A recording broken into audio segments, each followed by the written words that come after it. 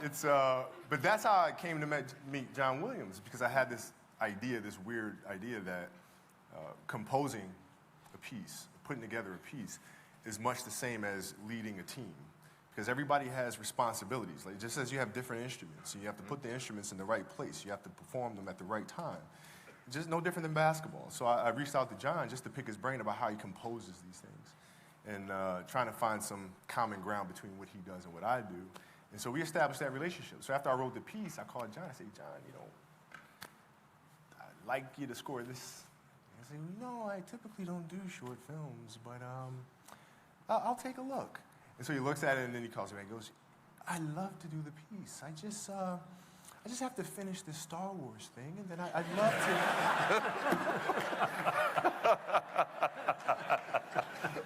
to. And then he goes, if you don't mind, I'd like to use the same orchestra. Is that okay with you? And I was like, oh my God. Yeah, no, it's cool, man, no problem. Nah, it's all good. But the audience has got a chance to watch their basketball. What was your feeling when the first time you watched it, you got to see what your collaboration created? My first reaction was, whoa, Glenn is a beast. How in the world? Because the process is different. It's not like you just, when you watch it, you see it as a thread, right? But understanding that every frame has to be hand-drawn, the lighting, the beads of sweat, the ripples of the blanket, like everything is hand. And so to see that and say, my God, man, this dude is insane. And then for John to score it, we sat there and watched John, for the first time. We sat there next to each other and we watched the Well, it's amazing because I asked John, he's got pages and pages of the score. Imagine having your own score. I mean, a Kobe theme. Written by John Williams. That's just like so cool.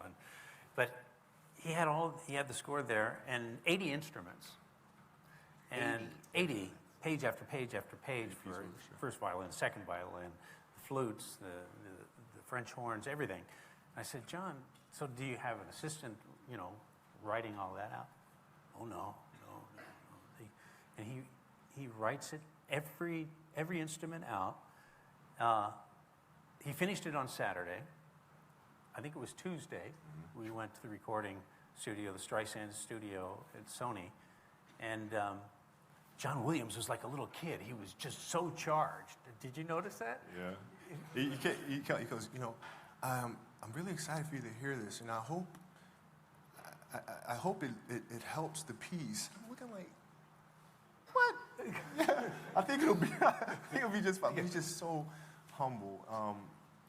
But again, it was really important to have John score it, because the partnership with John and Glenn is how they perform their art is really becoming a lost art because of the rush of how quickly we want to turn projects around, right? The use of digitizing everything. It's the texture of the human touch, right?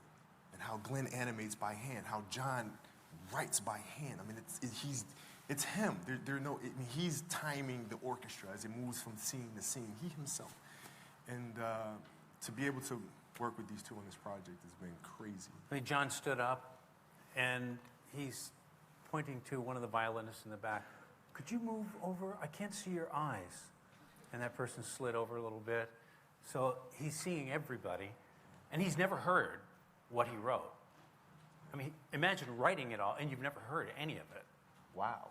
And so he stands up, and the theme that you hear playing there is just this beautiful, emotional, understated theme. Because he wrote it twice. First one was, he said, it's too big, it needs to come down.